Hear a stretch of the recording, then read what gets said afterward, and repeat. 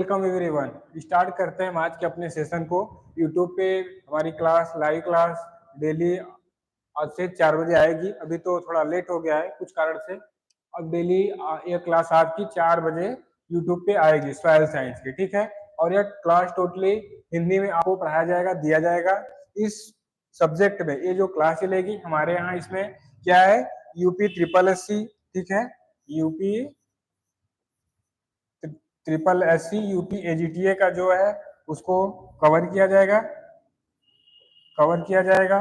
और भी जो स्टेट एग्जाम है उसको भी इसमें कवर किया जाएगा इस सॉइल साइंस में, जो भी हमारी लाइव क्लास यूट्यूब पे फ्री में चलाई जाएंगे, ठीक है। तो आज हम स्टार्ट करने वाले हैं सॉइल साइंस। सॉइल साइंस को स्टार्ट करने से पहले हम समझते हैं कि सॉइल साइंस है क्या। सॉइल मीन्स मृदा विज्ञान। मृदा विज्ञान है क्या, इसको हम अच्छे से समझते हैं, ठीक। मृदा विज्ञान है क्या, इसको हम समझते हैं पहले। मृदा है क्या।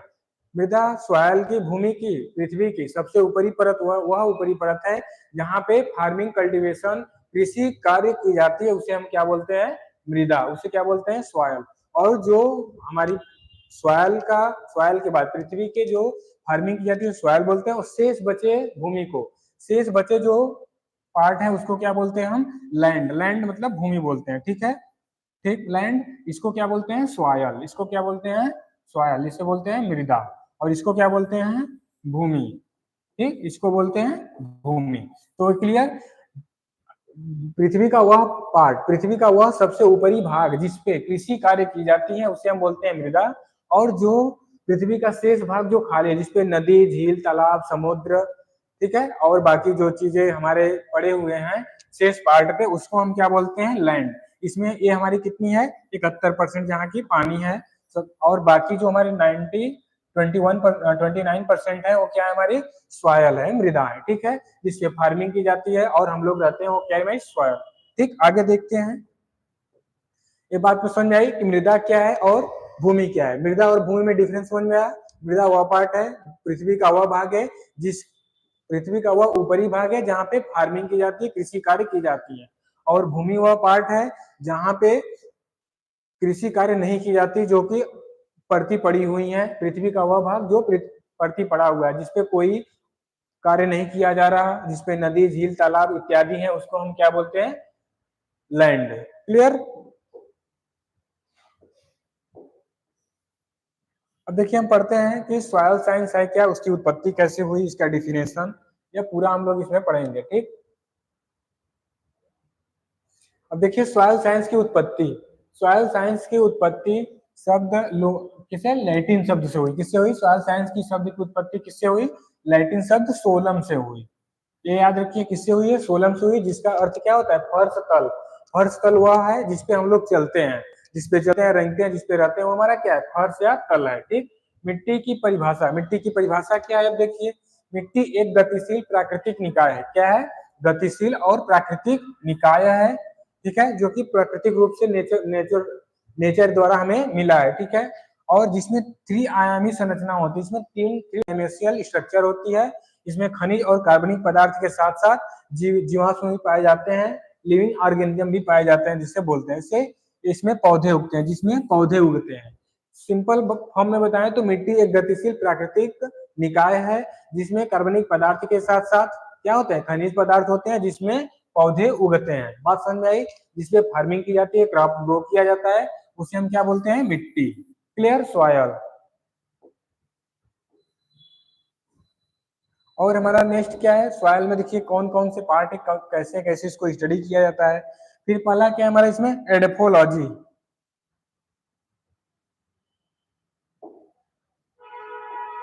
अब क्या है अगला, एडेफोलॉजी। यह फसलों के विकास, पोषण, उपज के संबंध में मिट्टी में विभिन्न गुणों का अध्ययन करना।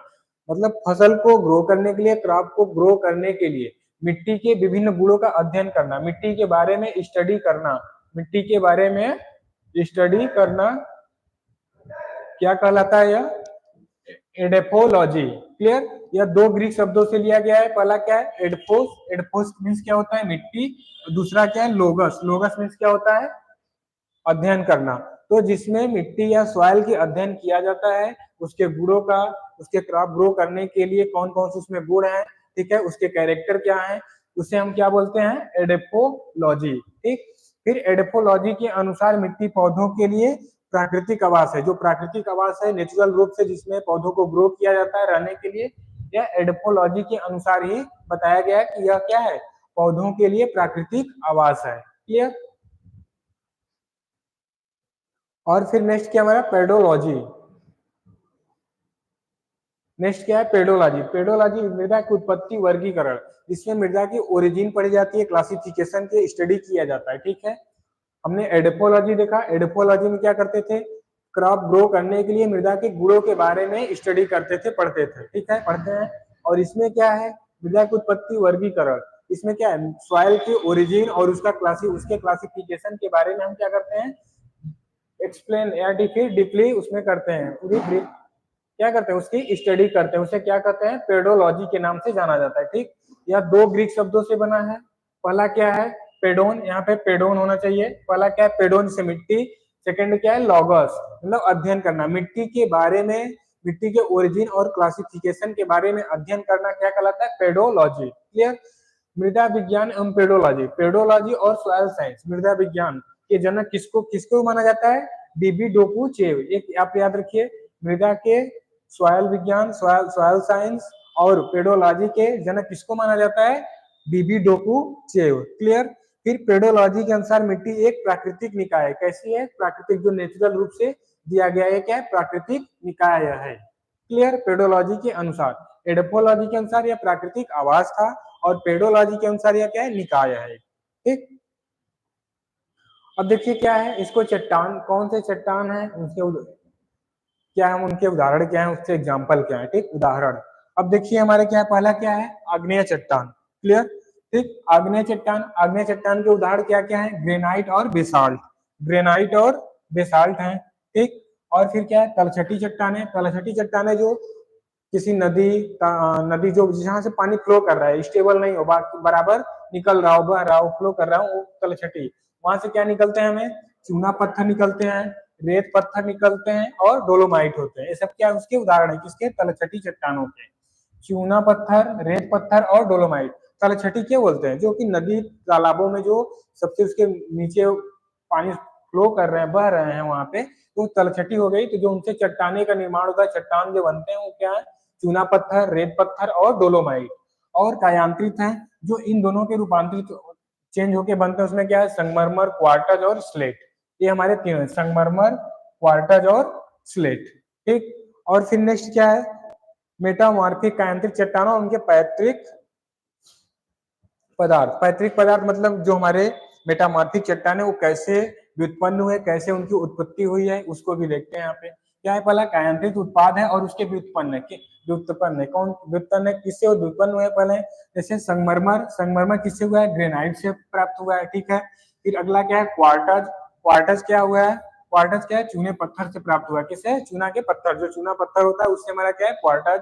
और स्लेट क्या है, स्लेट सेल से बना हमारा प्राप्त हुआ है। ठीक है, जो हमारे सेल हैं उनसे स्लेट हमारी बनी है। क्लियर। तो ये चीजें आप क्या रखना है, देखिए कुछ चीजें इसमें याद करने वाली है और कुछ चीजें क्या है इसमें समझने वाली है। तो कुछ चीजों को प्रॉपर ढंग से समझिए अच्छे से और कुछ चीजों को याद रखिए। ठीक, अब फिर क्या है नेक्स्ट, क्वार्टर सिलिका या SiO2, क्वार्टर सिलिका या SiO2। यह क्या है, रेतीली अंश का मुख्य घटक है। जो हमारी रेतीली है, जो रेत है, उनका यह क्या है, मुख्य घटक है, मुख्य कंपोनेंट है।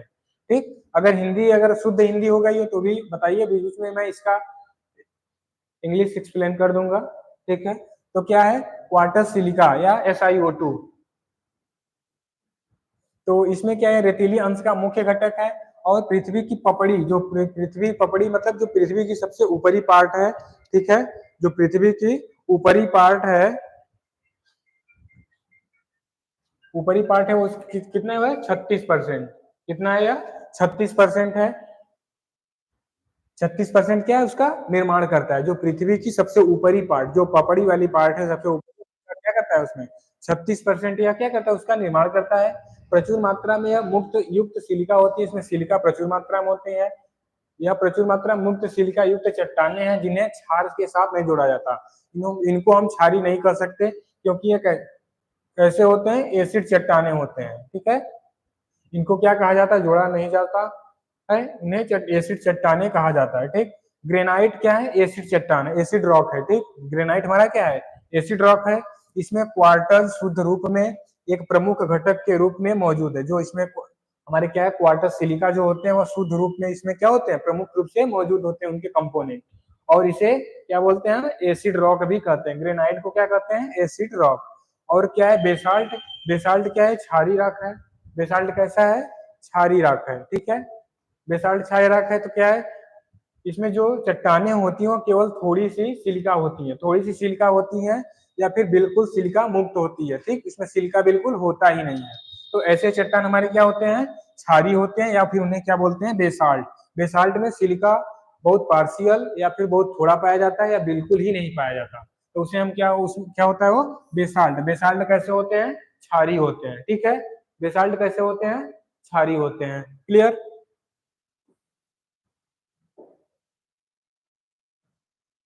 और क्या फिर है, फेल्डस्पार। फेल्डस्पार क्या है, देखिए फेल्डस्पार के फार्मूला भी यहाँ पे दिया हुआ है, क्या है, K2O, AlO3 और 6SiO2, ठीक। ये क्या है हमारे फेल्डस्पार के फार्मूला। पृथ्वी की पपड़ी में इस तरह के खनिज लगभग 48% होते हैं। जो हमारे फेल्डस्पार हैं, जिसमें पोटेशियम, ऑक्सीजन, एल्युमिनियम, सिलिका ये सब मिले हुए होते हैं, ऐसे क्या होते हैं हमारे 48%, यानी 48% क्या पृथ्वी के पपड़ी में इस तरह के खनिज पदार्थ पाए जाते हैं। पपड़ी क्या है, पृथ्वी की सबसे ऊपरी परत, जिसमें क्या हमारी पपड़ी, इसमें क्या होते हैं 48% खनिज पदार्थ वहां पे पाए जाते हैं। फेल्ड स्पार का आसानी से अपक्षय हो जाता है। मतलब ये जो हमारे पपड़ी है, ऊपर वाले पार्ट है, ये फेल्ड स्पार टाइप के हैं, जो इसका अपक्षय, इनका विघटन, ब्रेक होना आसानी से इनका क्या हो जाता है, आसानी से अपक्षय हो जाता है, ठीक। और हाइड्रोलाइसिस होने पर क्ले मिट्टी को जन्म देता है। जब इनका हाइड्रोलाइसिस होता है, ठीक है, जब हाइड्रोलाइसिस होता है तो क्ले सॉइल को उत्पन्न करते हैं, ठीक है। हाइड्रोलाइसिस समझ रहे हैं आप, तो ठीक है, आगे चलते हैं। तो हाइड्रोलाइसिस होने पर क्या करते हैं, क्ले सॉइल को क्या करते हैं, निर्माण करते हैं, उनको जन्म देते हैं, उत्पन्न करते हैं, ठीक।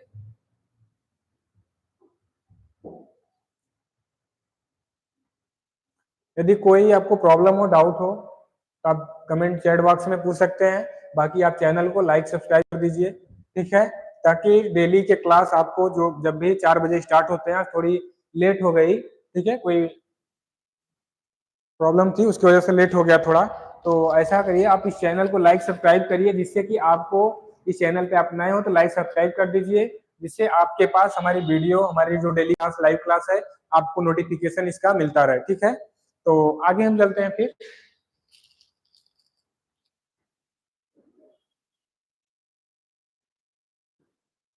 नेक्स्ट क्या है हमारा, माइका। क्या है नेक्स्ट, माइका।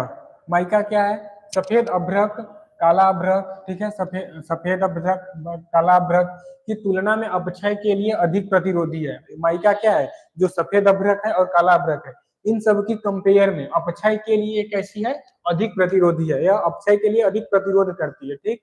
फिर माइका फेल्डस्पार और अन्य सिलिकेट की तुलना में अपक्षय के लिए अधिक प्रतिरोधी है। इन फेल्डस्पार और सिलिकेट की तुलना में माइका जो है फेल्डस्पार और सिलिकेट की तुलना में अपक्षय के लिए अधिक प्रतिरोधी है। अपक्षय नहीं होता क्योंकि यह प्रतिरोध करता है उसका। अपक्षय के लिए प्रतिरोधी खनिजों का अवरोही क्रम, सबसे पहले क्रम क्या है, पहला क्वार्टज, यहाँ पे क्वार्टज होना चाहिए, ठीक है।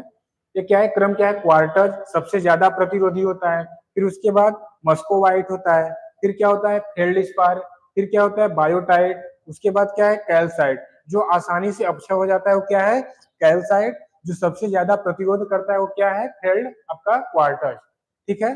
जो अपक्षय का सबसे अधिक प्रतिरोध करता है वो क्या है हमारा, सबसे ज्यादा क्या है प्रतिरोध करता है, कौन, क्वार्टज। और सबसे आसानी आसानी से जो अपक्षय हो जाता है उसको क्या बोलते हैं हम, कैल्साइट, ठीक है। जो आसानी से अपक्षय हो जाता है उसको क्या बोलते हैं, कैल्साइट, ठीक। और फिर क्या है, माइका पृथ्वी की पपड़ी का 10% हिस्सा है। जो माइका है वह पृथ्वी की पपड़ी का कितना है, 10% है। और 36% निर्माण कौन करता है, अभी ऊपर मैंने बताया आपको, ठीक। तो यहाँ पे जो सबसे, जो पृथ्वी की पपड़ी का केवल 10% कौन है, माइका, ठीक है। माइका पृथ्वी के पपड़ी का केवल 10% है, ठीक। कंफर्मेशन कर दीजिए कि आपको ऑडियो क्लियर है प्रॉपर ढंग से, ऑडियो अच्छी सुनाई दे रही है। देखिए जो ये हमारे होते हैं कितने टाइप के होते हैं, 2 टाइप के होते हैं। हम लोग माइका पढ़ रहे थे अभी। माइका हमारे कौन कौन से हैं, 2 टाइप के हैं। इसमें कौन कौन है, 2 प्रकार के, पहला पोटास अभ्रक, फिर मैग्नीशियम अभ्रक। पोटास अभ्रक क्या है, पोटास अभ्रक सफेद स्पष्ट और क्या बोला है, सफेद स्पष्ट और पारदर्शी मस्कोवाइट अभ्रक के रूप में जाना जाता है। ये क्या होता है, सफेद होता है और पारदर्शी होता है, ट्रांसपेरेंट होता है। ठीक, पोटास पोटास अभ्रक क्या है, या सफेद स्पष्ट और पारदर्शी मस्कोवाइट, मस्कोवाइट जो ट्रांसपेरेंट मस्कोवाइट है उनके अभ्रक के रूप में जाना जाता है। ठीक, और मैग्नीशियम अभ्रक क्या है, इस बायोटाइट ब्लैक माइका भी कहा जाता है। इसे क्या कहा जाता है, बायोटाइट ब्लैक माइका। बायोटाइट और ब्लैक माइका भी कहते हैं कि ब्लैक माइका कहते हैं किसको, मैग्नीशियम अभ्रक को। मैग्नीशियम अभ्रक को बायोटाइट और ब्लैक माइका कहा जाता है, इसका ये सब नाम है। ठीक, और हमारे जो पोटास अभ्रक है वो कैसा होता है, पोटास अभ्रक सफेद स्पष्ट कैसा होता है, व्हाइट होता है और ट्रांसपेरेंट होता है, और क्या होता है, मस्को व्हाइट होता है। ठीक,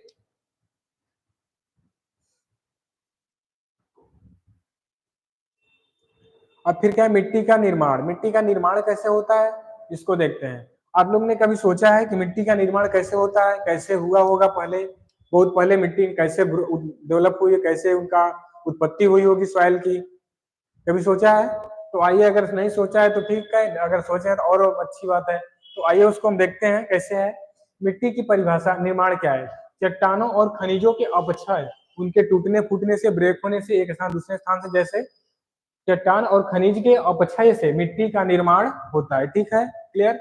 मिट्टी का निर्माण एक धीमी प्रक्रिया, क्या है यह, बहुत स्लो प्रोसेस है, बहुत धीमी प्रोसेस है सॉइल का निर्माण होना। ठीक है, मिट्टी का बनना, यह 1 इंच ऊपर की मिट्टी बनने में लगभग 200 से 1000 साल लगते हैं। अब सोचो कि 1 इंच सॉइल बनने में कितने टाइम लगते हैं, 200 से 1000 साल लग जाते हैं इसको 1 इंच सॉइल बनने में ऊपर की।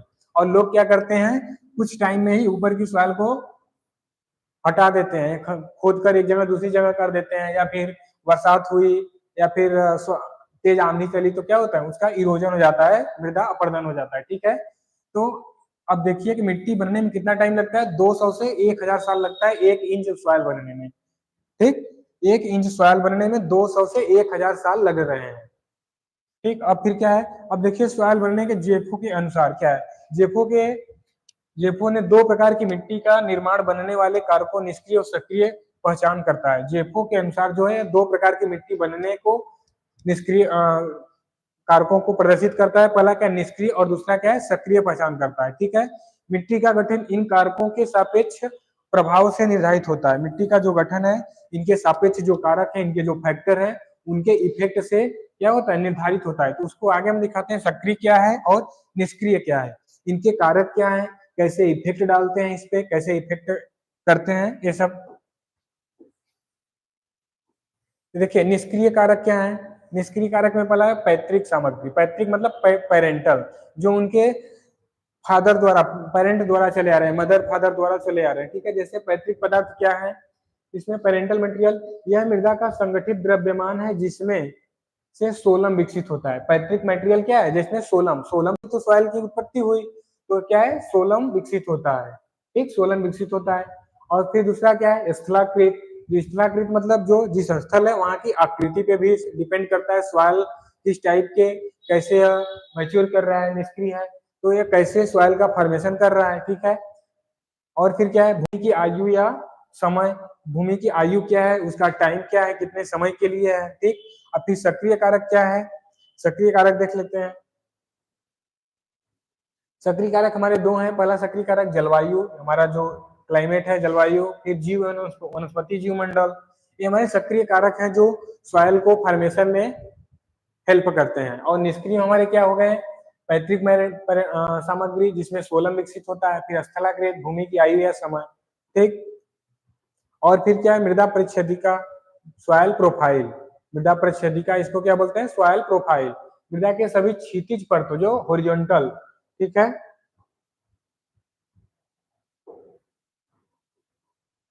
हॉरिजॉन्टल। ठीक है,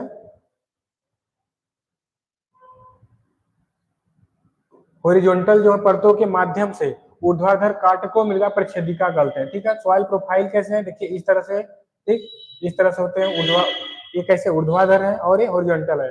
हॉरिजॉन्टल माध्यमों से ऊर्ध्वाधर काट को, ठीक है, ऊर्ध्वाधर काट को मृदा परिच्छेदिका कहते हैं तथा मृदा की व्यक्तिगत क्षितिज परतों को मृदा सनस्तर के रूप में माना जाता है। इसे सॉइल प्रोफाइल और हॉरिजॉन्टल करते हैं। ठीक है, सॉइल हॉरिजॉन्टल और क्या है, सनस्तर के रूप में माना जाता है।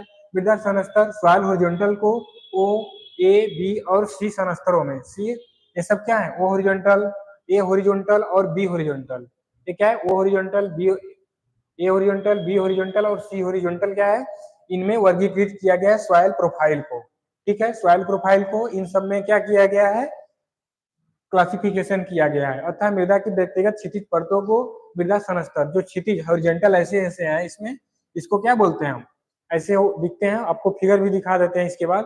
तो क्या व्यक्तिगत क्षितिज परतों को, परत को सनस्तर के रूप में माना जाता है। ठीक, और मृदा सनस्तर को ओ, ए, बी और सी सनस्तरों में वर्गीकृत किया गया है। ये हमारे क्या है, हॉरिजॉन्टल है, सॉइल हॉरिजॉन्टल बोलते हैं। आपने प्रोफाइल का नाम भी सुना होगा, प्रोफाइल क्या बोलते हैं, जिससे हॉरिजॉन्टल होते हैं और वो क्या करते हैं, उनके काट क्या होते हैं, और वर्टिकली होते हैं, ऊर्ध्वाधर होते हैं, परिच्छेदिका या प्रोफाइल बोलते हैं। ठीक, अब देखिए इसको हम देखते हैं, हमारा ओ, ए, बी, ये क्या है, पहला क्या है, ओ हॉरिजॉन्टल। ठीक है, पहला क्या है, ओ हॉरिजॉन्टल। ठीक, ओ हॉरिजॉन्टल क्या है, देखिए यह कार्बनिक सनस्तर है जो खनिज मृदा के ऊपर मौजूद होता है। यह कहाँ पे मौजूद होता है, अब देखिए सबसे पहले इसमें बात यही है कि यह मौजूद क्या होता है, इस प्रेजेंस कहाँ होता है, खनिज मृदा के ऊपर, जो खनिज होते हैं, ठीक है, जो खनिज सॉइल होते हैं, मृदा होते हैं, उनके ऊपर यह मौजूद होता है। ठीक, यह आमतौर पर वन क्षेत्रों में पाया जाता है, जो वन क्षेत्र होते हैं जहाँ पे बहुत बड़ी मात्रा में पौधे उगे होते हैं। ठीक है, वहां पे पाए जाते हैं कौन से, ओसन स्तर, और यह मृदा के, खनिज मृदा के ऊपर होते हैं या आमतौर पर वन क्षेत्र में पाए जाते हैं। ठीक है, इस तरह के ओ सनस्तर के बिना, इस तरह के सनस्तर में, ठीक है, इन इन तरह के सनस्तर में जुताई वाली मृदाएं में दिखाई देती हैं, कृषि की जा रही मृदा में अनुपस्थित होती है। और देखिए इसमें सीधा कहना है कि यहाँ पे टाइपिंग टाइपिंग हुई है, तो ये आमतौर पर वन वाले क्षेत्रों में पाए जाते हैं, इसमें जुताई नहीं की जाती है। ठीक है, यह बिना जुताई वाली मृदा होती है और इसमें कृषि नहीं की जाती, इसमें कृषि मिट्टी में अनुपस्थित होती है। ठीक है, इस मिट्टी में, इस सॉइल में इस प्रकार के हॉरिजॉन्टल में, सनस्तर में क्या होते हैं, कृषि कार्य नहीं की जाती हैं और यह बिना जुताई वाली मृदा होती है। ठीक, और नेक्स्ट क्या है हमारा, एलुवियल सनस्तर। एलुवियल सनस्तर क्या है, कृषि मृदा का सबसे ऊपरी पार्ट, जब ऐसी भूमि, जो ऐसी सॉइल जिसपे फार्मिंग की जा रही है, कृषि कार्य की जा रही है, बोला ना, कृषि मृदा का सबसे ऊपरी खनिज सनस्तर, जहाँ पे कृषि कार्य की जा रही है, उसका सबसे ऊपरी सनस्तर क्या कहलाता है, ए हॉरिजॉन्टल या ए एलुवियल सॉइल बोलते हैं इसको। फिर कार्बनिक पदार्थ के मिश्रण से युक्त होता है, इसमें कार्बनिक पदार्थ पाए जाते हैं। क्लियर, और निचले सनस्तर की तुलना में गहरे रंग का रंग प्रदान करता है। ठीक है, यह गहरा रंग होता है इसका, निचले सनस्तर की तुलना में, जो इसके नीचे हॉरिजॉन्टल होते हैं उसकी तुलना में इसमें क्या होता है, गहरा रंग होता है। यह सबसे ऊपरी खनिज सनस्तर है। ठीक है, कार्बनिक पदार्थ के मिश्रण से युक्त होता है, इसमें कार्बनिक पदार्थ अधिक मात्रा में पाए जाते हैं। यह अधिकतम लीचिंग का क्षेत्र है। इसमें लीचिंग लीचिंग का मतलब क्या समझते हैं, जिसमें ऐसी सॉइल जिसमें फर्टिलाइजर के साथ साथ, फर्टिलाइजर वाटर और फर्टिलाइजर के साथ साथ, वाटर के साथ साथ फर्टिलाइजर का भी निच्छालन हो जाता है, नीचे की तरफ चला जाता है, उसे लीचिंग बोलते हैं। ठीक, तो यह क्या है, यह अधिक लीचिंग का क्षेत्र है और इसमें पोषक तत्व गतिशील या मोबिलाइजेशन होता है। इसमें जो न्यूट्रिएंट्स होते हैं वो मोबिलाइजेशन होते हैं, गतिशील होते हैं। ठीक है, जो हमारे ए सनस्तर होते हैं। ए सनस्तर समझ में आया आपको, ए सनस्तर आपको समझ में आया। अब आपको हम दिखा देते हैं हॉरिजॉन्टल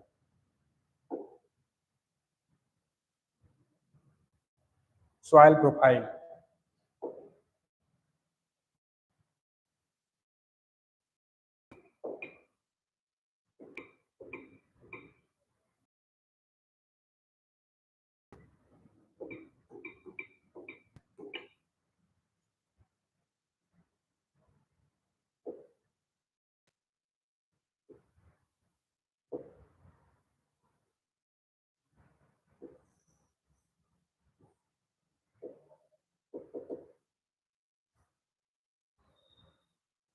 ये देखिए सॉइल प्रोफाइल है, इस तरह से देखिए सॉइल प्रोफाइल है, देखिए ये हमारा क्या, ठीक है, ये देखिए सॉइल प्रोफाइल है। और आप देख लीजिए अच्छे से, देखिए ओ ए बी सी और एक लास्ट है क्या, आर। तो ये हमारे क्या है, सॉइल प्रोफाइल इसी तरह होते हैं। ये क्या है, वर्टिकल है और हॉरिजॉन्टल इसके काट है। ये हमारे सॉइल प्रोफाइल है। देखिए सॉइल हॉरिजॉन्स कौन क्या दिख रहे हैं, ओ हॉरिजॉन्स दिख रहे हैं, जो सबसे ऊपरी पार्ट होती है, ठीक है, इसमें जुताई नहीं की जाती है, या ज्यादातर कहाँ पाया जाता है, वनों में पाया जाता है। उसके बाद क्या हमारा होता है, ए हॉरिजॉन्टल होता है, ठीक है। ये हॉरिजॉन्टल होता है जिसमें क्या किया जाता है, हमें क्रॉपिंग की जाती है, फार्मिंग की जाती है, ठीक। इसमें मिनरल होते हैं, ह्यूमस होते हैं, इसमें वो ऑर्गेनिक लेयर होते हैं, ठीक, इसे ऑर्गेनिक लेयर बोलते हैं। या टॉप सॉइल होता है, टॉप सॉइल सबसे ऊपरी सॉइल होते हैं जहाँ पे फार्मिंग की जाती है। नेक्स्ट होता है ई, क्या होता है, इल्यूविएशन लेयर होता है, इसमें लीचिंग मिनरल और ऑर्गेनिक मैटर होते हैं। क्लियर, देख रहे हैं ना, आपको दिख रहा है ये क्या है, इल्यूविएशन लेयर है, इसमें लीचिंग होता है, लीचिंग मिनरल होते हैं और ऑर्गेनिक मैटर होते हैं। बी क्या है, सब सॉइल होते हैं, पहला टॉप सॉइल, इल्यूविएशन सॉइल, ठीक है, सब सॉइल, फिर पेरेंट रॉक, फिर बेड रॉक। तो हमारे सब सॉइल कौन सा है, डिपोजिट मिनरल, मिनरल को डिपोजिट करते हैं और मेटल साल्ट होते हैं इसमें, ठीक। और पेरेंट रॉक है या पार्शियली वेदर्ड रॉक होते हैं, फिर बेड रॉक या अनवेदर्ड पेरेंट रॉक होते हैं। क्लियर, देखिए आप एक बार अच्छे से इसको देख लीजिए। ओरिएंटल कौन से है, पहला हमने बताया वो, फिर ए E B C. A R बहुत कम पढ़ा जाता है, बट ये पढ़ा जाता है अच्छे से, तो इसको हम अच्छे से अभी और आगे पढ़ाएंगे, अभी आपको हम यहाँ तक बताएंगे। तो अब हमारा लास्ट क्या है, बेड रॉक। समझ में आ गया,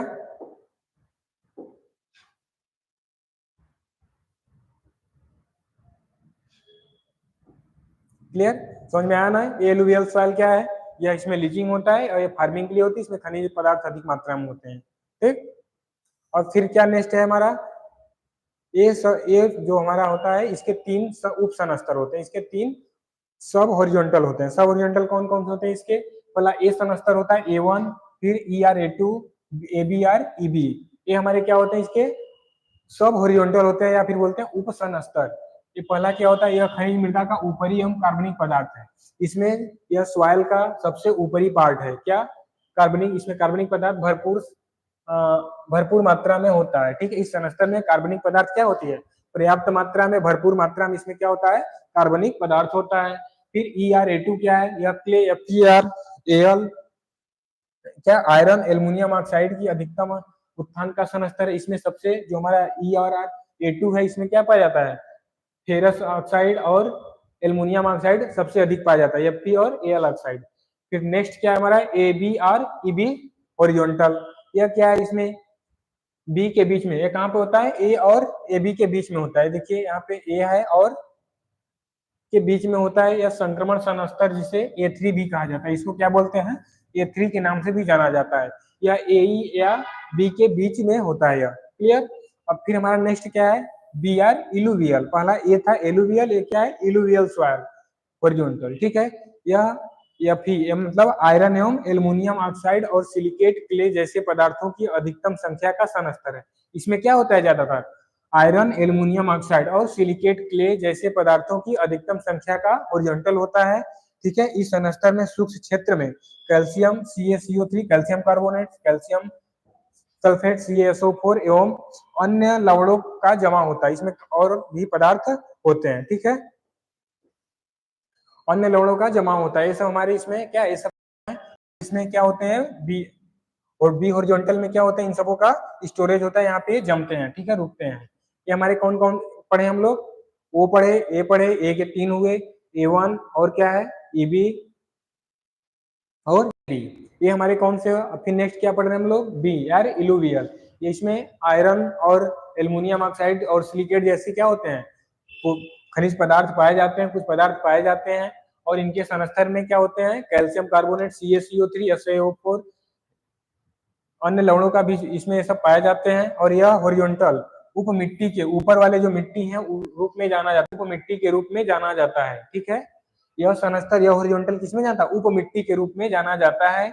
इस सनस्तर में जुताई कार्य नहीं की जाती। इसमें क्या होता है, जुताई कार्य नहीं किया जाता है, इसमें बी एलुवियल में, क्योंकि यह इतनी ये क्या ओ और ए के नीचे है, इतनी नीचे है कि इसमें नहीं कर सकते। एक बार और देख लीजिए कहाँ पे था हमारा, ये देखिए हमारा बी हॉरिजॉन्टल कहाँ पे है, यहाँ पे है, ये ऊपर वाला ए है, ओ है, फिर ए है, ई, उसके बाद हमारा क्या है ए। तो बी है, तो बी में हम क्या करते हैं, इसमें इसमें हम जुताई नहीं कर सकते, हम जुताई यहाँ तक कर सकते हैं, ओ ए और ई तक। ठीक है, ये सब यहाँ तक हमारे ये सब फार्मिंग है, कल्टीवेटेड सॉइल है, फार्मिंग सॉइल है, इसमें फार्मिंग की जाती है, इसको सॉइल मृदा बोलते हैं जैसे। और इसे बी को हम उप सॉइल बोलते हैं। ठीक है, बी को हम क्या बोलते हैं, उप सॉइल।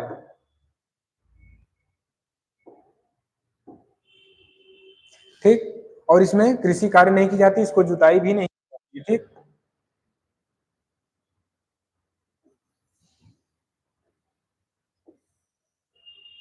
और फिर क्या है नेक्स्ट, सी सनस्तर।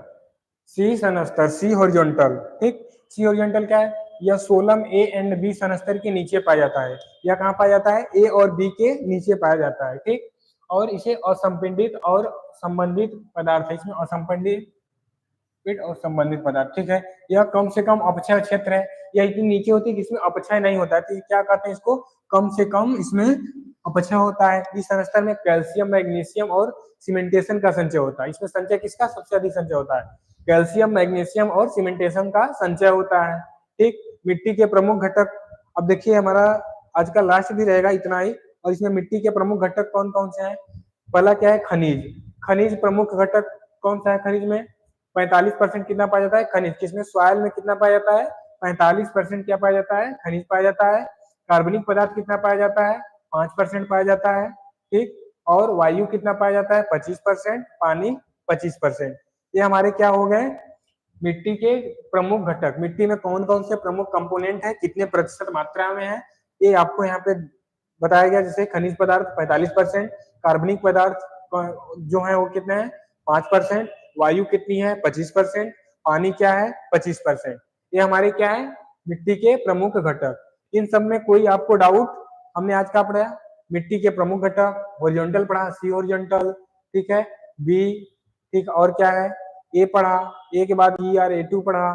ठीक है, फिर नेक्स्ट हमने क्या पढ़ा, ए वो पढ़ा। ठीक है, इसके बाद हम लोग ने सॉइल प्रोफाइल को भी अध्ययन किया, उसके इमेज को भी देखा। इमेज से आपको आई थिंक बेटर समझ में आया होगा कौन से हॉरिजॉन्टल किस लेयर पे है। पहले ओ है, फिर ए के भी उप स्तर है। ठीक, उसके बाद बी, बी के बाद सी, सी के बाद आर, आर को जिसे बेड रॉक भी बोलते हैं। ठीक, और फिर क्या है हमारा, सॉइल बनने के जो कारक हैं कौन कौन से हैं, निष्क्रिय और सक्रिय सॉइल हैं। ठीक, और कितने दिनों में सॉइल बनती है, 200 से 1000 साल में कितनी, 1 इंच ऊपर की सॉइल बनती है। ठीक, इसमें खनिज पदार्थ में खनिज मटेरियल, खनिज पदार्थ जो सबस्टेंस होते हैं पाए जाते हैं। मैग्नीशियम अभ्रक है, इसे बायोटाइट और ब्लैक माइट भी कहा जाता है। ठीक है, ब्लैक माइका भी कहते हैं।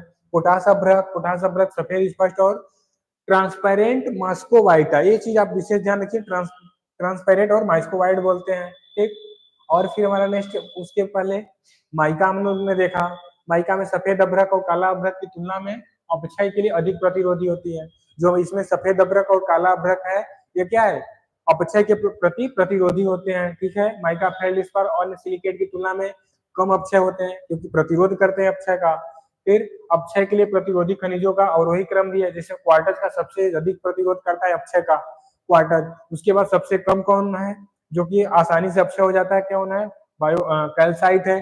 जो सबसे आसानी से अपक्षय हो जाता है उसको कौन सा है, वो कैल्साइट है। ठीक है, और फिर क्या है, फेल्ड स्पार। फेल्ड स्पार का फार्मूला है यहाँ पे दिया है, K2O, AlO3 और SiO2।